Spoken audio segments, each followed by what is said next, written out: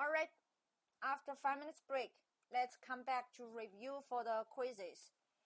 So far we have already finished 2 quizzes, and each quiz has 2 topics.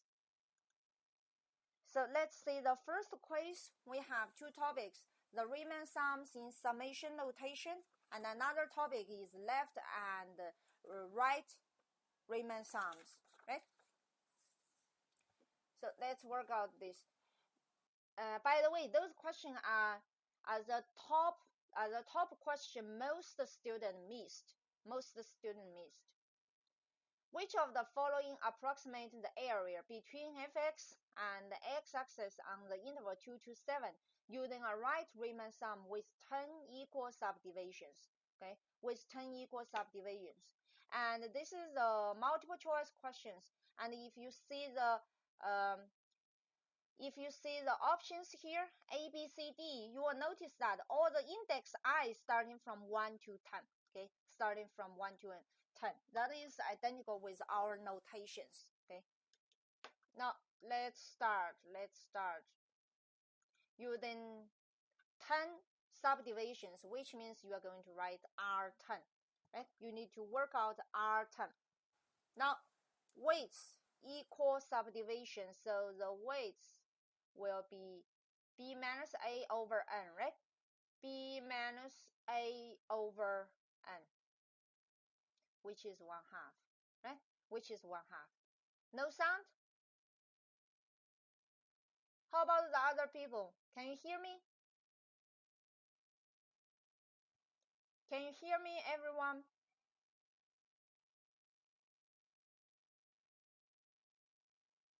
No reply.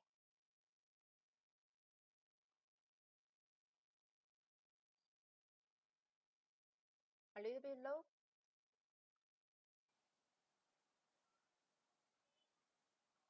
I think it's just some students, very few students, they have their own problem. A little bit low? Okay. So let's continue, okay? Let's continue here. So we're, delta x is b minus a over n, 1/2, okay? 1/2. Then we're going to write the endpoint, all the endpoint for the 10 subintervals. So my x0 will be a, right? My x0 is 2, then my x1 will be 2.5, right? How can we get 2.5? Which is a plus delta x. What is my I? What is my xi? So my xi will be a plus I times delta x. Increase my volume. I was already shouting to my screen. Okay, I was already shouting to the screen of my laptop. I'm loud enough. Okay, so xi will be a plus I times delta x. My I is 2, and here the delta x is 1/2. Let me just write 1/2 I. Let me just denote 1/2 I here. Sometimes my earphone works very well for the voice, okay, for the voice exporting. Sometimes students said it's no. So that is my xi, okay? It's an expression about I. So it will be a plus I times delta x, 2 plus 1/2 I. So we are going to calculate the 10 rectangles I from 1 to 10. fxi times delta x. Here this delta x, here this xi denotes the right endpoint, okay? Here the xi is the right endpoint in each subinterval. So xi is the right endpoint in the ith subinterval.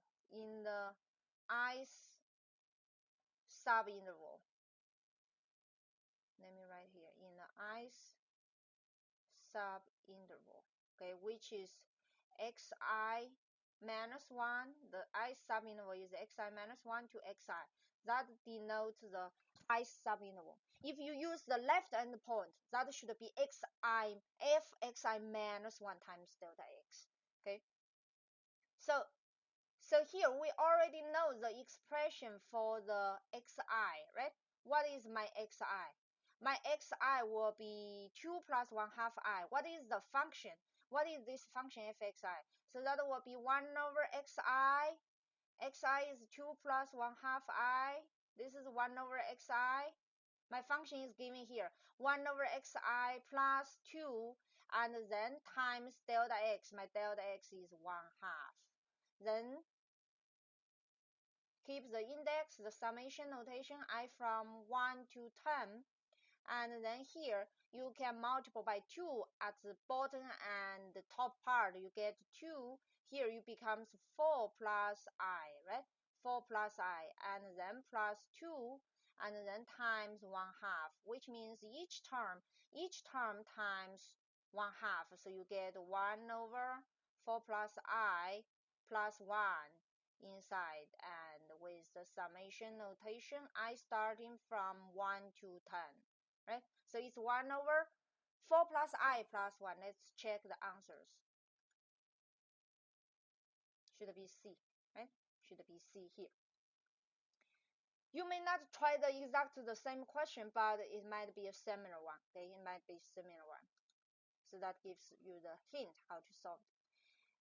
Second one, with the same topic, Riemann sums in the summation notation. Which of the following approximates the areas between fx and the x-axis on the interval 1 to 5 using a middle point Riemann sum with the 4 equal subdivisions? Here is more complicated with the middle point. Okay, with the middle point. Let's check all those options here. The index I starting from 0 to 3. Okay, from 0 to 3. So we should be careful of the index notation. I starting from 0 to 3. So here, I'm going to let my xi, I will use the xi notation again, but the xi will be the middle point. Xi denotes the middle point in the middle point in the I plus 1 subinterval. In the interval, let me just write the middle point. Xi will be in the subinterval. Here, be careful. My I starting from 0, 0, 1, 2, 0, 1, 2, 3. So that will be the from xi to xi plus 1.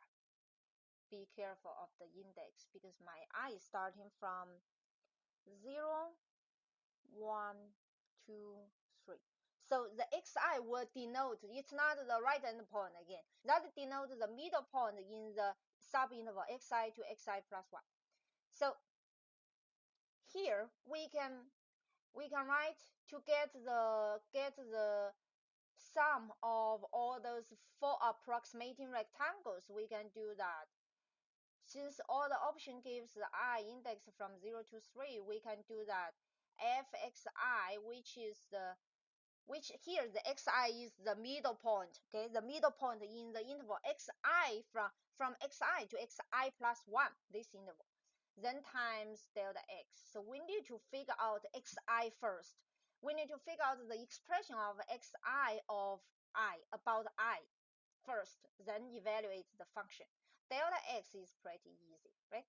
Delta x is pretty easy. B minus a over n, 4 equal subdivisions, so that is 1. Now let's write the endpoint for all those subintervals. So my x0, my x0 here, be careful, here my x0 is the middle point. Here x0 is the middle point, which is 1.5, right? We can specify the value first. That is the middle point. So here is x0. That is in the first interval, x0 to xy, right? x0 to xy.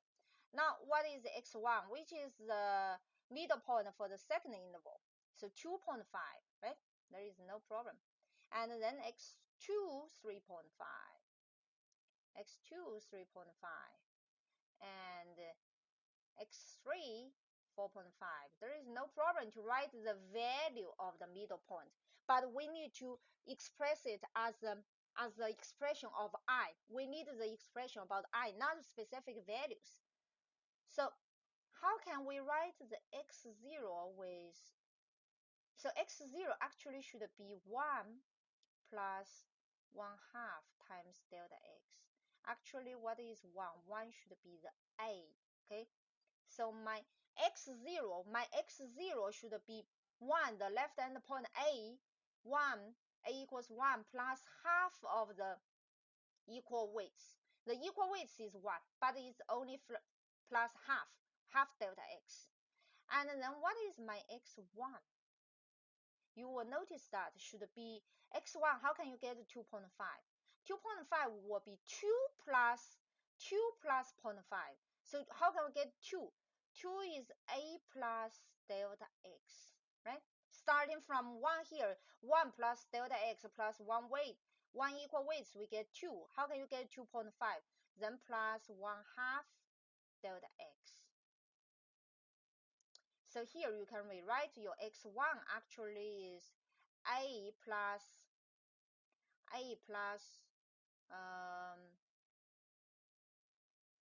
1 plus 1/2. Let me just keep this in this way, okay? Let me just keep in this way. And then let's write all those, then you will notice the rule. So x2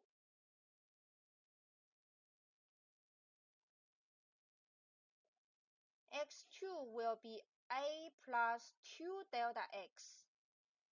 A plus 2 delta x will be 3, right? What is x2? x2 will be 3.5. So you will get 3, a plus 2 delta x, then plus 1/2 delta x. And what is x3? x3 will be a plus 3 delta x, which you get the number 4. 1 plus 3 times 1, you get 4, and then here 4.5, you will plus 1/2 delta x again. You will plus 1/2 delta x. So what is the expression about between xi and I? So my xi will be a plus I times delta x plus 1/2 delta x. This 1/2 delta x to denote the middle point. This is the expression for the middle point. Be careful. This is not left or right endpoint. Especially we just use this notation. So what is my a? My a is 1 plus here what is, this is I times delta x, which is just I, because delta x is 1 and delta x is 1, so it's 1/2. Actually delta xi will be 3/2 plus I, right? That is xi. Now what is my fxi according to the function given? So that will be xi cubed over 2. What is my xi? 3/2 plus I cubed divided by 2.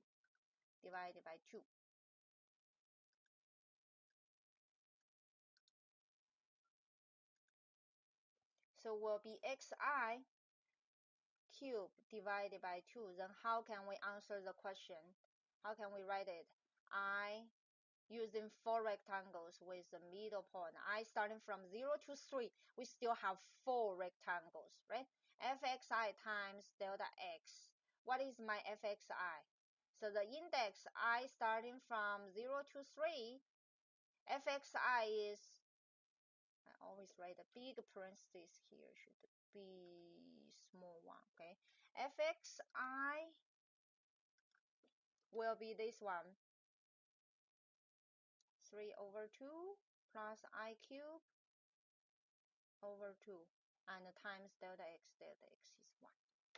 Now let's check do we have the answer directly. Oh, this one, right? should be D. They already give the xi 3 over 2 plus I cube over 2.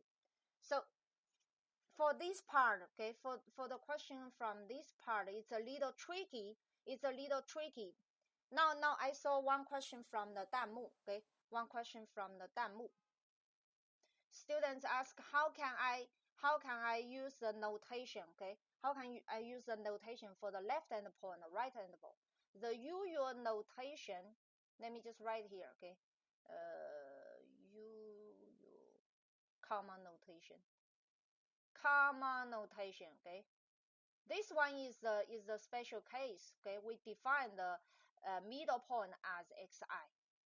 And by the way, for this one, if your index, if the answer, if all the options, all the 4 options, they use the index I starting from 1 to 4, fxi delta x, the answer will be different, okay?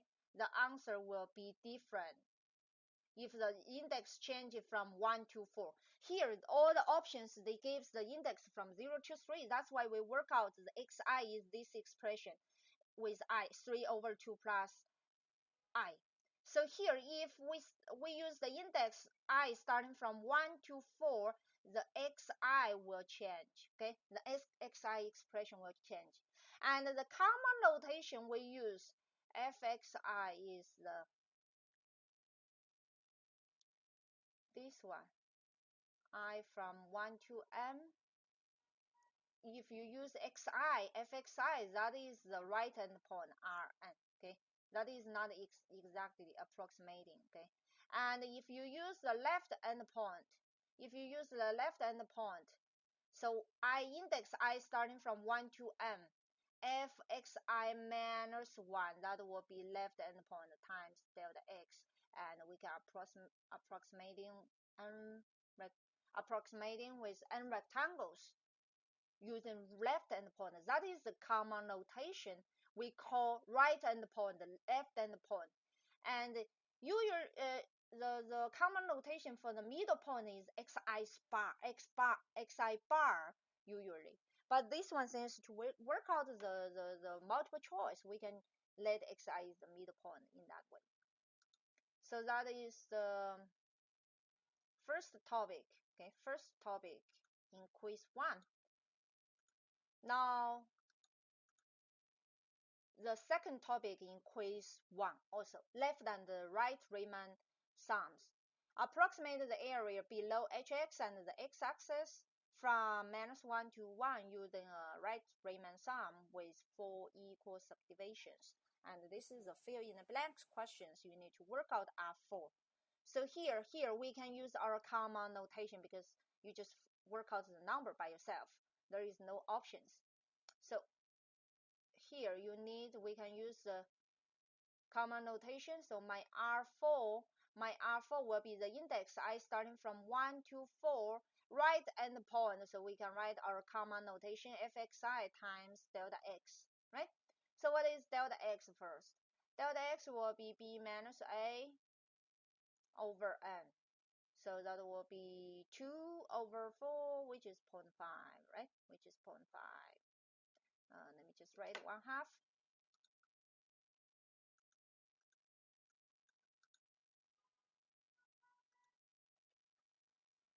If you have any question written in the 弹幕, I will try my best, okay? I will try my best to get closer to the microphone. How about now? Is it more clear?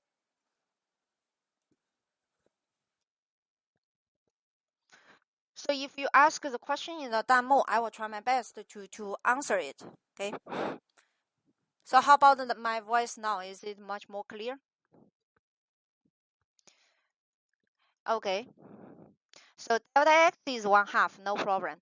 Now we need to write the endpoint, okay? The endpoint. So use our common notation more clear. Okay. All right.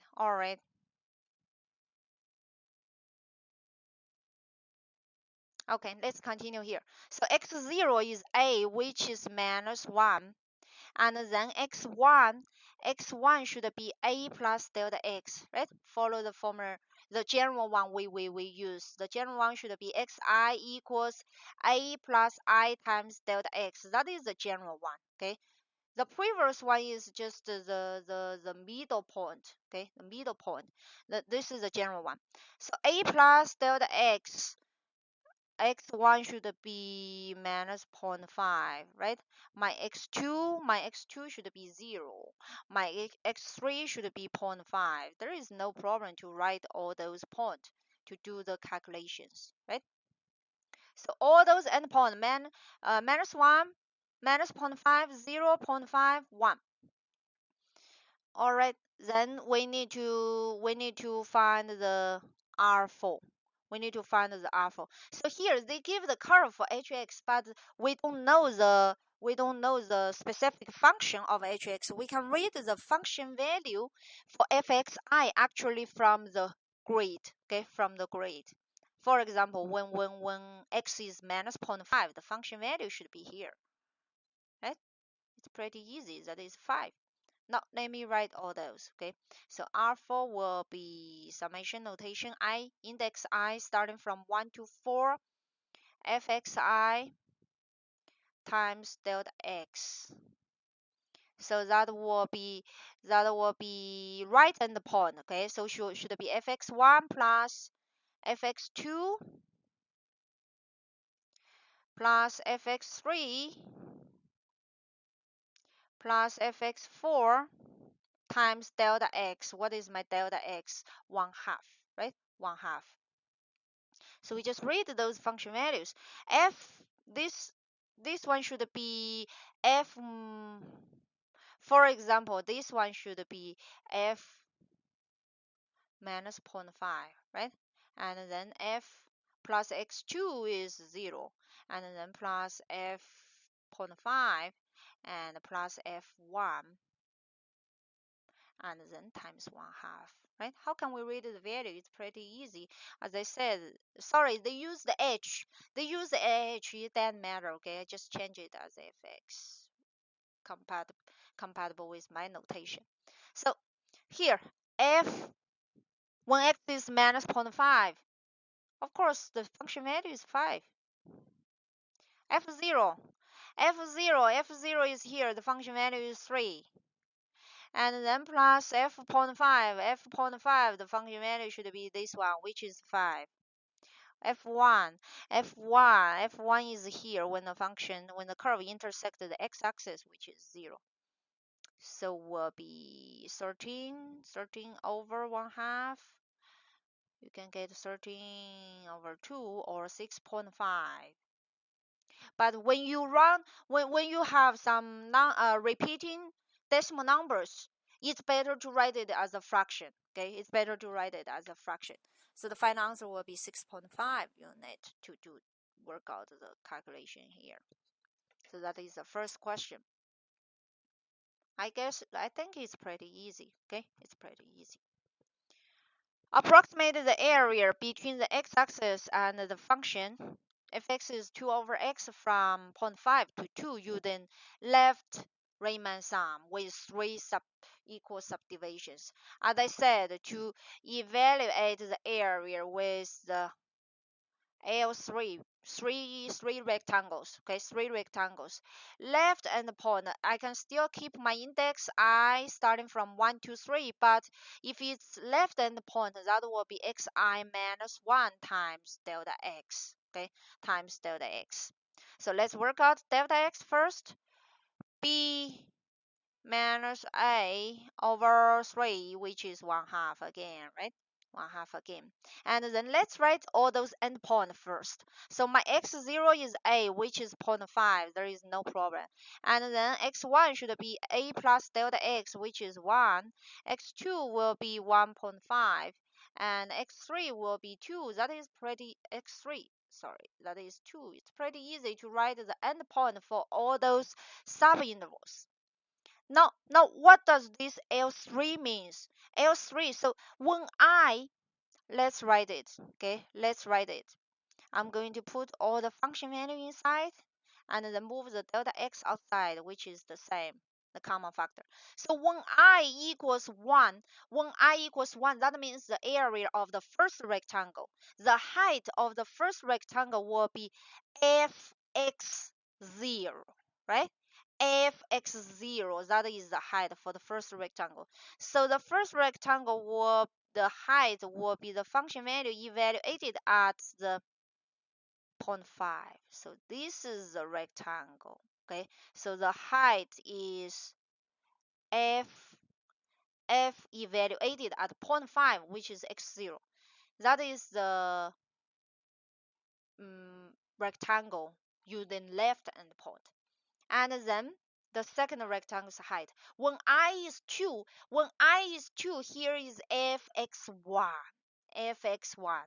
I is 2, which means the area of the second rectangle, but the height will be f evaluated as x1. Here is x0, x1, x2, x3, right? So the second rectangle, the height will be this one. fx1 forms this rectangle. And then when I is 3, should be fx2 gives the height. fx2, what is fx2 here? Will be this fx2, this height. This function value gives the height. So that is all the 3 rectangles using the left endpoint as the height. Now how can you evaluate those? So fx0 will be 2 over x0, of course. It's pretty easy to write the calculation. 2 over 1 plus 1.5, 2 over 1.5. And then times delta x is 1/2. And finally, you calculate all those numbers. Let me check my calculation.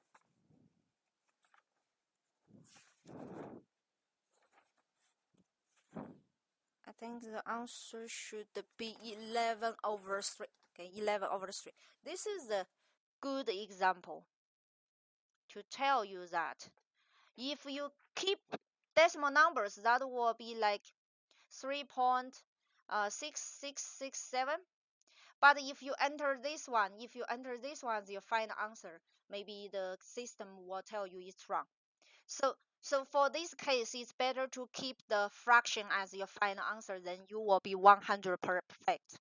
Okay, so don't keep the decimal numbers. Only when the question ask keep 3 or 4 decimal places, then you can do that. Otherwise, keep it as a fraction. So that is 2 topics from the first quiz. And then the second quiz, it's about the fundamental theory of calculus. So function defined by definite integral. So here it's a little different from the notation we used in the lecture note.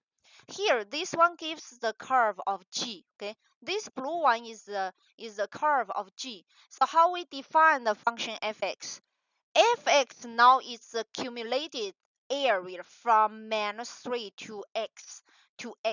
So under the integrand is gt dt. Now the question asks evaluate f1. What is f1? That means when x equals 1. So from -3 to 1 gt dt.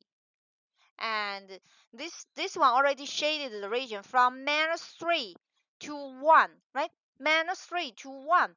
I don't understand why you get a why you made a mistake to estimate to calculate the area of this region. It's pretty easy. You get a rectangle here, and you get a 2 triangle here. So what is the area of this small triangle? 1 times 2, 1/2, which is 1, right? 1 times 2, take 1/2. This is 2 times 3, then times 1/2, which you get 3.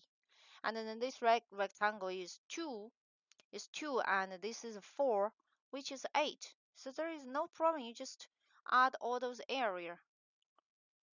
12. It's pretty easy. Okay, it's pretty easy. Just the notation in our note, we use gx in FTC part 1 from a to x ft dt. As I said, there is There is no difference. You use GOT, just understand this notation essentially. That is the one in our note. We give the integrand as the curve, and this G defined in this way, that is the accumulated area. So here my F denotes the accumulated area. Second one, the function G is giving again, the curve G is giving again. I define the hx as the accumulated area from -1 to x and evaluated h3. So the h3 will be the definite integral from -1 to 3 gt dt. Then you just shaded all the area from -1 to 3. That is all those. How you evaluate the area. It's also pretty easy, right? You get this one, rectangle, and then a square, and then a triangle. So the square 2 times 2 is 4. And then this one, the triangle is half of the square, which is 2. And then this rectangle, this is 3, this is 4, 12, which is 12 plus 2 plus 4, which is 18. There is no problem to work out it, right? So it's pretty easy, this part, but trying to be clear about the notation, the integrand, and the accumulated area function. Finding derivative with FTC, that is much easier, okay? Much easier. Even though the top is not x, it's a function of x, then it's also the same, right? It's also the same. So if we have the function gx, let me just use the common notation in the lecture note, from a to x. Now I can write from a to u. Here the u is a function of x. Then ft dt, okay, ft dt. So here u is a function. U is a function of x. Since the upper limit is a function of x, it's not x, it's not just a simple x. Then how can you find the derivative of g? I think I did the example for those. So you just replace the t with the upper limit fu, and since this is the function of u, then you will take du over dx, right? So that is the formula. Now here, what is my u? My u is sine x. Fx is defined as this way, so the derivative of big F. So that will be fu. What is f? What is f for this function? Ft gives 3t for this example, right? So it will be fu times du over dx. Let's work out one by one. What is fu? Fu is f sine x. F sine x, right? So it will be 3 times sine x. What is the derivative of sine x? Which is cosine x, right? That is the first one, 3 sine x times cosine x. And the second one will be x squared. U is x squared. What is my function ft? Ft is sine t. What is fu? Fu is sine u, right? So you just write fu sine u times du over dx, which is just 2x, right? Pretty easy. What is u? X squared, of course. Sine x squared times 2x. And here, what is my u? My u is x to the 5. And then what is ft? Ft is cosine t, right? Cosine t. What is f, big F prime, the derivative? So that will be fu again times du over dx is pretty easy, 5x to the 4, right? So fu will be cosine u. Cosine u, what is my u? X to the 5 times, sorry, x to the 5.